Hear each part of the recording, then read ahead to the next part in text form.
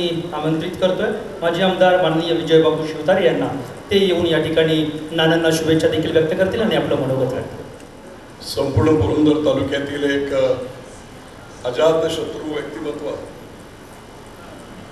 सर्वांशी अतिशय प्रेमळपणे राहणारे, त्याचबरोबर तेवढेच कर्तव्यदक्ष अशा प्रकारचं व्यक्तिमत्व रामचंद्र दगडोबा जगताप उर्फ आर्डिना यांची 75वी अविष्ट चिंतन सोहळा समारंभ. या समारंभाच्या सुरुवातीलाच प्रथमतः सत्कारमूर्ती आर्डिना यांना मी मनपूर्वक अशा शुभेच्छा देतो. आणि जरी 75 तासात तरी एकदम फिट आहे, त्यामुळे आणखी आम्हाला तुमची 100वी सुद्धा साजरी करता यावी, इतकं चांगलं आपल्याला आरोग्य मिळो, आपल्यातून चांगलं काम घडो अशा प्रकारचे सदिच्छा व्यक्त करतो.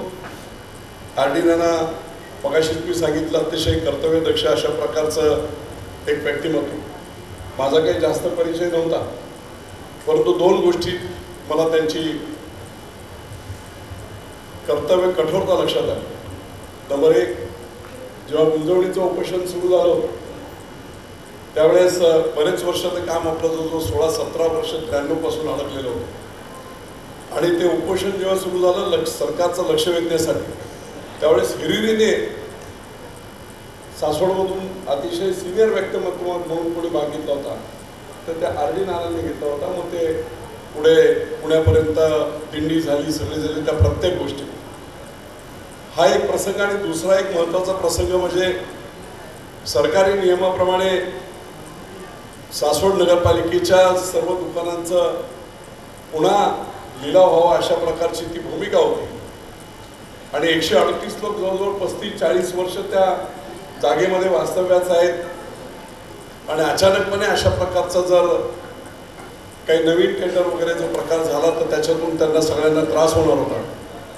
आर्डिनांनी पुढाकार घेतला, माझ्याकडे सगळ्या लोकांना घेऊन आले आणि त्यांची ती तळमळ पाहता आणि 138 लोकांचा भविष्याचा व्यवसायाचा संपूर्ण आवाका पाहता मी ठरवलं. आणि मला वाटतं 4-5ला माझ्याकडे ते आले होते. दुसऱ्या दिवशी टेंडर 11 वाजता उघडणार.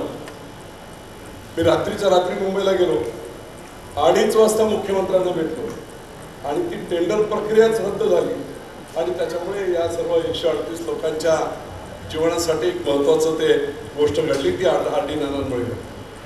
आणि म्हणून अशा प्रकारचं हे व्यक्तिमत्व, मला जास्त परिचय नाही, पण मला आज माहीत पडलं की आर्डिनांना कॉन्ट्रॅक्टर सुद्धा होतो.